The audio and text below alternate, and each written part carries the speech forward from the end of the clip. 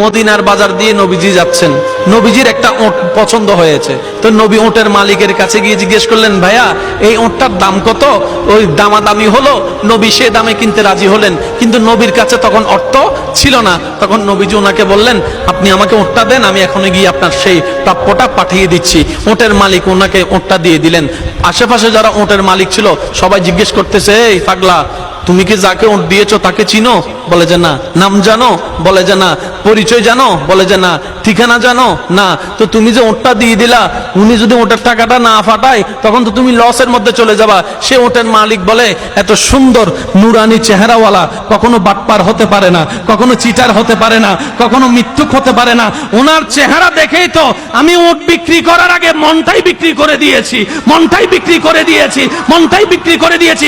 তোমরা যাই বলো, আমার মন বলে উনি আসবেই আসবে, টাকাটা পাঠাবেই পাঠাবে।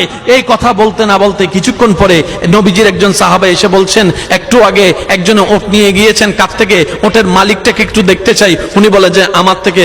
তো উনি বললেন, আমাদের নবী আপনার থেকে ওটটা নিয়ে গিয়েছেন, ধরেন ওটের টাকাটাও দিয়েছেন, আপনাদের খাবার জন্য কিছু খেজুরও হাদিয়া পাঠিয়েছেন, খেজুরও হাদিয়া পাঠিয়েছেন। ওই ওটের মালিক বলে, ভাইয়া টাকাটাও রাখেন, খেজুরটাও রাখেন, আগে আমাকে ওনার কাছে নিয়ে যান।